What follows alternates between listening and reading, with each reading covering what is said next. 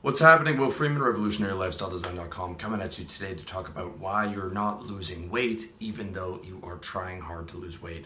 This is something that's a big problem for many guys. I'm 35 now. It's something that I've seen my friends as we get older have started to struggle with. And these are strong-willed guys. A lot of strong-willed guys can be doing really well in business and all these other things, but the weight is a big issue for them. And losing a lot of weight is a hard thing to do, especially when you've been accumulating that weight over the last 5 or 10 years. It does not happen easily, and it is not an easy thing to do.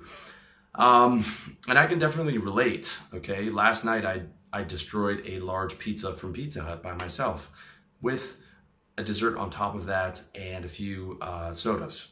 I love to eat. I love food so much. I am very good at making sure that I don't put on weight, but I am not excellent at making sure that I eat healthy. I'm 70 to 80% of the way there. Okay, so I can understand where you're coming from if you're struggling with food. I don't struggle with weight, but I do struggle with eating healthy. Now, there are some guys who are actually overweight, but they still eat healthy. So I think we all, or a lot of us, have struggled with food. If you're struggling with it, I get where you're coming from. But this is, when it comes to losing weight, this is a problem that I know 100% how to solve. And it's something that I have 20 years of experience with. And there are many factors involved. Okay, what I want to do is just cut out all the fucking white noise that's all over the internet. And you won't have to read another article on weight loss or understand why you're not losing weight or watch another audio or video. I'm going to give you everything you need to know within the next 10 minutes. All right. So number one is you need the right information. Okay. This is the law of thermodynamics applied to weight loss. It's also known as calories in, calories out. Calories in being the amount of food that you're taking into your body, calories being energy, and minus the amount of calories that are coming out, either your total caloric expenditure for the day, walking around, being alive, exercising, the amount of heat that your body is generating, and metabolic processes and things like that. So the stuff that's coming out, and it's strictly calories in, the amount of food that you're eating minus the calories that are coming out. If you eat more food than your body needs and you give your body more energy than it needs, which is the law of thermodynamics, then your body is going to store that as either increased muscle mass or increased fat. Most likely increased fat if you're not doing heavy routines in the gym. So that's really important to understand. I'm firmly in the calories in, calories out camp. And the people that are not in that camp are rarely people who are in shape.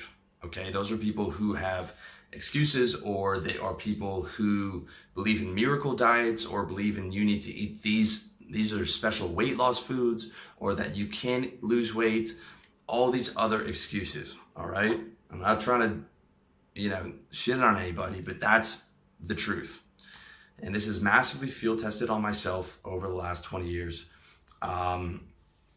And for those of you people who think, well, okay, you were a guy who never struggled with weight. That is true. In high school, I was really skinny. It took me a lot of effort to put on muscle, but I was able to put on muscle because I just did what I was supposed to do. I worked out hard. I ate a bit more than my body needed. And, when I started to get fat, I would do a cut. But there were periods where I actually got fat because I'm reading shit on the internet. Eat big, eat big, eat big, train big. So I would train really hard and my strength would go up and my size would go up, and I would eat really big and I would eat lots of protein. I would eat, the right stuff, but I would get fat because I was eating way more than my body needed. What those guys aren't saying, those avatars on bodybuilding.com of these guys who are, 5'10", 220 pounds, is it's eat big and take steroids. Okay. When you're a natural, you grow a lot slower than a guy who's on the juice. And as a natural, you've got 35 to 50 pounds of muscle. After that point, you're not going to grow at all. And for the most part, you're just going to get fat. So it is a different ballgame. I have been fat because of these misguided bulking attempts. And there were years where it would be like 2 or 3 years where I'd be fat for I'd be fat and muscular for 8 months of the year, and then 4 months of the year I would cut down, I would lose most of my muscle, I would lose the fat, I would get lean again, and I would try it again the next year. And on average, because I was so close to my genetic potential already, this is before I got on TRT, that I would maybe gain fucking 3 pounds of muscle in that whole year, that whole fucking process. So what I'm trying to say is that this applies to me whether I'm gaining weight, whether I'm losing weight, and you can't write it off as an excuse, be like, oh, this guy wasn't a fat guy growing up. I'm telling you, I could get fat if I wanted to. If I stopped going to the gym and did what I did last night, eat that fucking Pizza Hut pizza every day and chocolate and cakes, I would get fat, believe me. So with that said, there are 3 cases where it's not an exception to the rule. The law of thermodynamics still applies, but there are some modifications. So a diabetic, for example, you're going to have to manage your sugar and stuff like that. And if you look on a calorie calculator and they have the base metabolic rate, for me at 170 pounds and a relatively sedentary life, I'm looking at about 2,000 calories a day to maintain my weight. Not much. Even though I exercise every day, I work out, I do weights, I do yoga, I do the elliptical. That's probably only 250 calories, maybe 200 calories burnt a day, right? So my base metabolic rate of 2,000 maybe bumped up to 2,200. Okay, because for the vast majority of the day, I'm doing work at the computer or doing videos like this, and I'm not moving around a lot as if I had a manual labor job. Okay, so for someone who's like me, 5'10", 170, a diabetic, that 2,000 calories might be much different because they have that particular illness. Another area where you're not going to be able to get the straight calories that you need is if you have a metabolic disease, okay? Now that can be brought in line with T3 and T4, but if you have a problem with your thyroid, your calories are going to be different than the average person's. Okay, those are situations where you should be talking to your doctor. But even in those situations, if you look at John Doe from johndoebodybuilding.com, who's got a really good site, he's a diabetic and he's fucking jacked. Now he's on steroids, but he still knows how to get lean. He's just mitigated his diabetes. And when you have those problems, it's not going to change the law of thermodynamics. It just changes your metabolic processes. So you might have to eat less than the average person who weighs the same as you do because your metabolism isn't right, or you get on T3 or T4 to get your thyroid under control. And lastly, the third modification, and this is what confuses a lot of people, is fucking bloat. Okay, so from that pizza last night, I probably have about a pound of extra water on me. If you eat a lot of carbs and a lot of salt, you might get bloated. This has definitely increased exponentially as I've gotten older.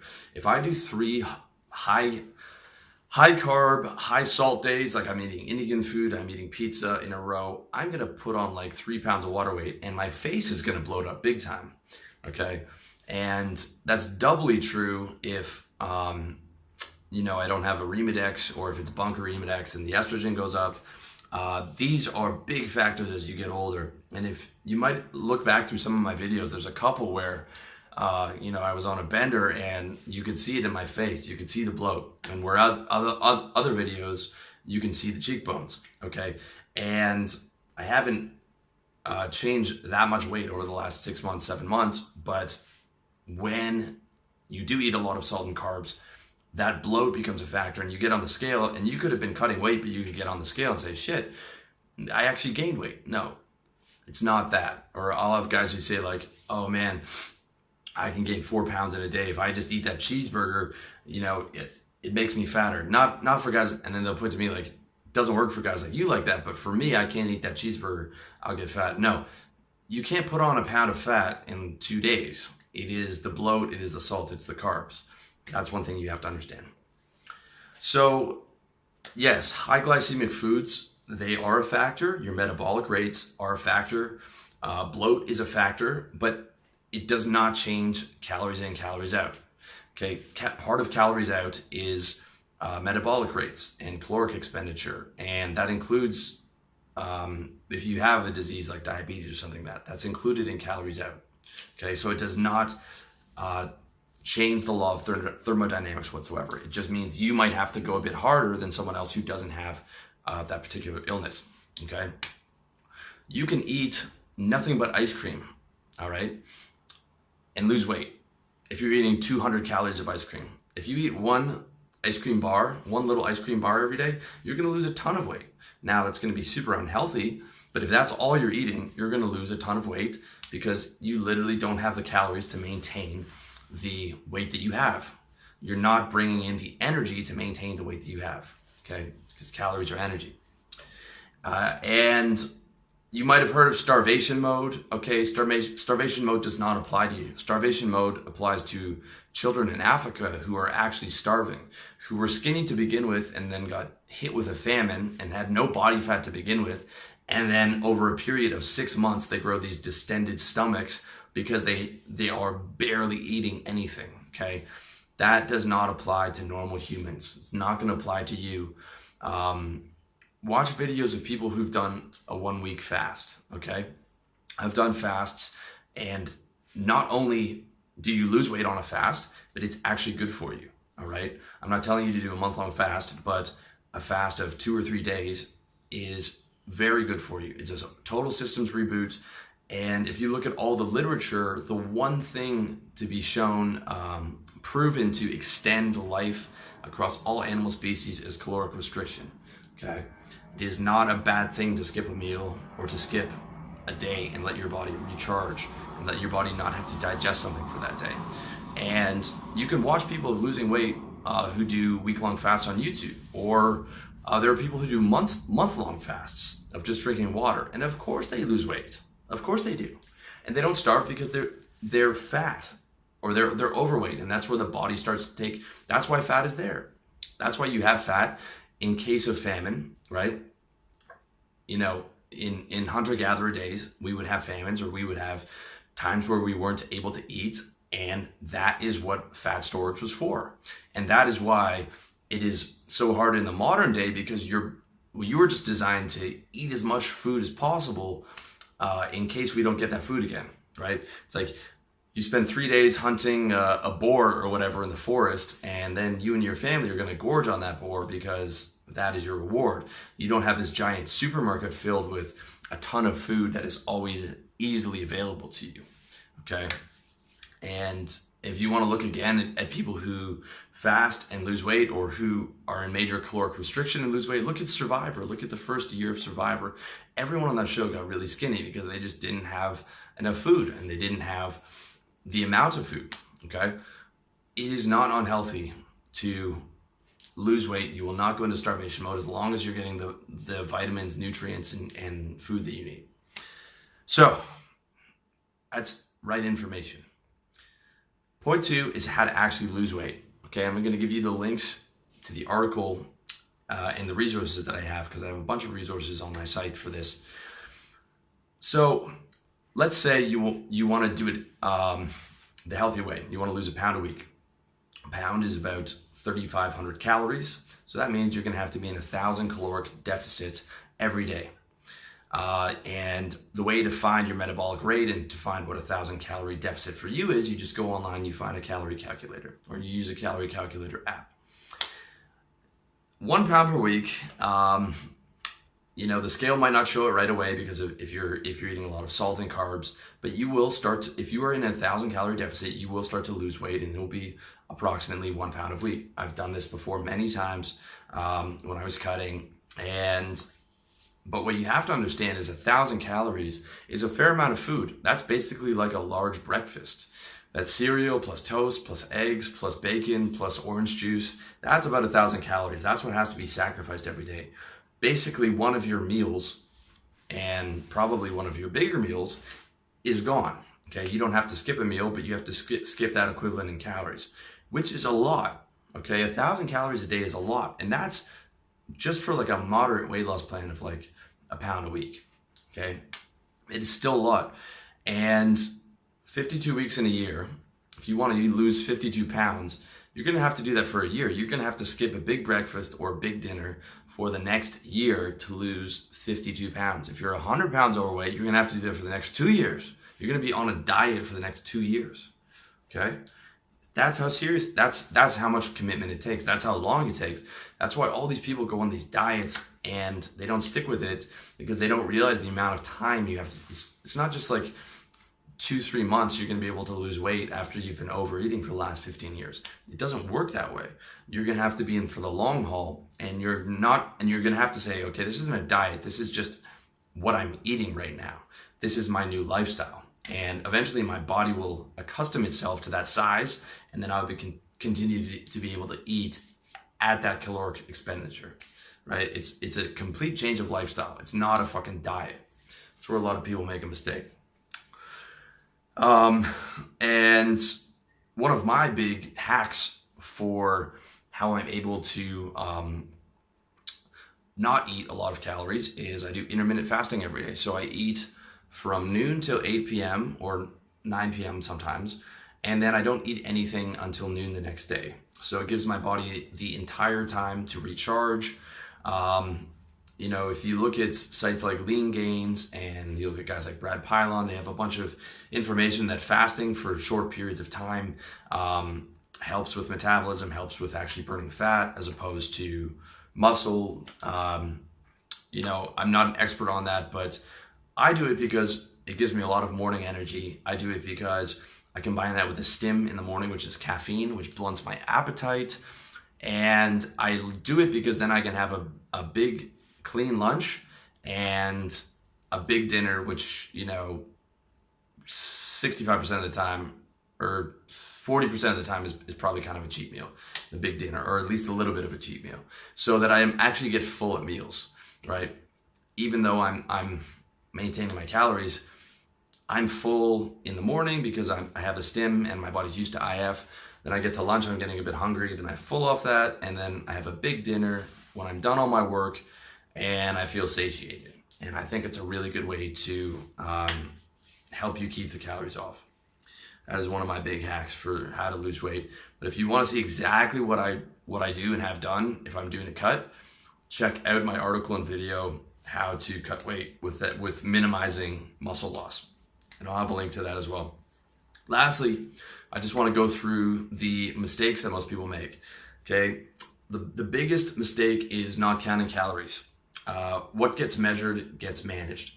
So I don't count calories in terms of, okay, this is 70 calories and keep a record of it. That's quite annoying. But I block what I'm going to eat for that particular meal. Like, I know my chicken salad, it's probably going to be 700 to 1,000 calories because I'm going to put a lot of chicken in there. It's going to be a lot of protein, and I'm going to get my protein needs met by lunch, right? I'll have enough protein for the day, probably by lunch, or if not, most of my protein needs met. Okay, so not counting calories. If you don't count calories and you don't know, and you're not an expert at this, like, I know exactly everything that I'm eating. I have a rough estimate of what that is. If you don't have that, you have to count calories, at least for the first couple months till you get the hang of it. It helps if you have standardized meals. If you start standardizing your meals so you know exactly how much that meal costs calorically, and that makes it a lot easier to keep track. Another mistake is not eating enough protein, because number one, protein is the most satiating food, meaning that it fills you up something like, I heard, 4 times more than carbs. And this is 100% true in my experience. I could eat 2,000 calories of ice cream at one time. There is no way in hell I could eat 2,000 calories of chicken breast or 2,000 calories of steak. Okay, it's just, I would throw up. It would be not possible. Okay, that's an important thing to understand. And the other important thing to understand is it is muscle preserving. So you want to, especially if you're a bodybuilder, you want to be able to getting 100 grams of protein in there. Some guys eat a lot more. Some guys eat a pound per gram of body weight. I haven't found much difference. As long as I'm getting 100 grams a day, I feel like that's fine for me. And if you are cutting weight, you want as little of that weight to be muscle as possible. So you want to make sure you're getting as much protein as you can. It's important. Another mistake is believing in retarded shit. like miracle diets or foods, weight loss foods, that's the dumbest shit in the world. Like, this kale is a weight loss food. No, even like 30 calories of kale is still calories. The best weight loss food is no food, okay? You don't lose weight by eating food. You lose weight by eating less food. There's no miracle weight loss food. It's the dumbest fucking thing in the world. And something that a fucking 19-year-old Thai girl over here understands. You take them out for, or let's say like a 27-year-old, you can take them out for dinner, they eat half their food. And are you sure you don't want some dessert? You don't want more? Oh no, I don't want to get fat. And they're all thin because they eat half their fucking meal. They don't eat a lot. And that's what keeps them thin. They have no idea about nutrition, no idea about all the other things available or health foods or anything like that. But they know that one thing of if I eat too much, get fat. And it's very clear to them, just like it's clear to your grandmother and people who have common sense. And it's really, really, getting caught up in those fad diets and all that stuff. Everything you need to know is in this video. You don't need to go outside the box at all. Another mistake people do is trying to eat healthy and cut weight at the same time. That is a very hard thing.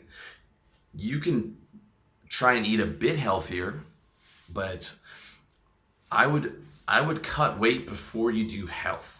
Because then you're gonna have nothing to look forward to. You could be on a diet and still have an ice cream bar every day. Or you could have a burger a few times a week as long as you're not eating too much. So then at least you have something to look forward to. Like, well, I'm cutting calories and this sucks, but at least I have some good meals to look forward to. And at least I have that chocolate bar to look forward to at the end of every day.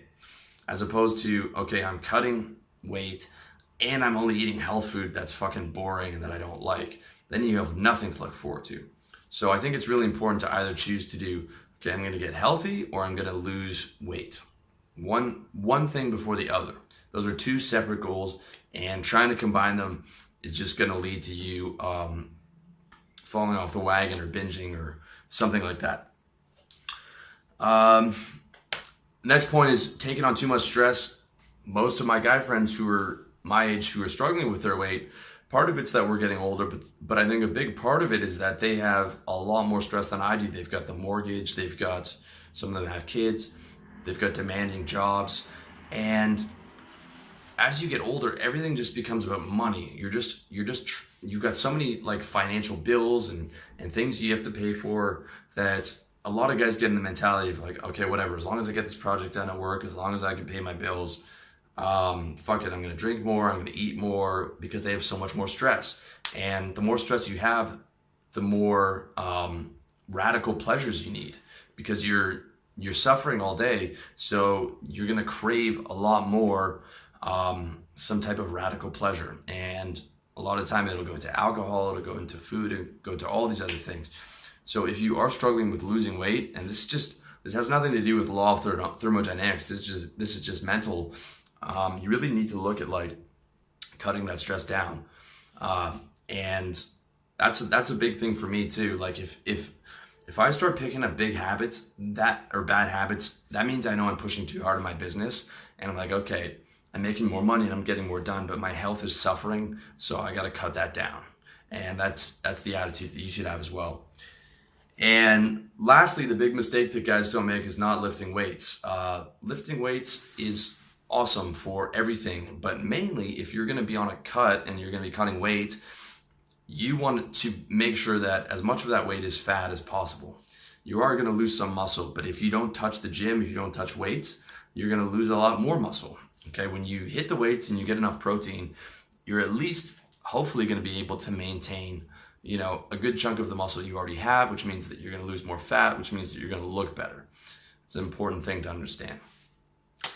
Lastly, and this is just a different point, notice how I didn't mention cardio at all. Cardio has nothing to do with losing weight. Cardio can help you lose weight because it burns calories, but 20 minutes of hard exercise on the elliptical is only like 200 calories. That's like a tiny, tiny little ice cream bar. It's not much at all. It's awesome for health. I do cardio every day for health and heart health, but it is not what's going to lose you that weight. And I see this all the time. Some guy has a personal trainer and they've got him in the gym and he's 300 pounds and they got this guy on the treadmill for 2 hours every day banging around all that extra weight, smashing his knee joints. And that guy's not going to come back past the first week of the gym. He's killing himself there, and he's already not in shape. And even then, he's probably only losing like 400 calories because he's not able to run very fast. And he's just destroying his body because he's so not used to exercise. Okay? When in reality, that guy didn't need a personal trainer to lose weight at all. He just needed to eat a lot less and move more. Very important to understand. That is the fucking key. Calories in, calories out. Law of thermodynamics. It's all about minimalism in not just in your everyday life, but in your thought and the way that you apply stuff. And that applies to weight loss as well. And that's all I have to say about the topic. So I hope you found that valuable. And if you have more questions or anything, and you want to see exactly what I do to lose weight and how to cut with minimizing muscle loss, check out the article in the link below. So thank you so much for watching, listening, all that good stuff. Wish you all the best.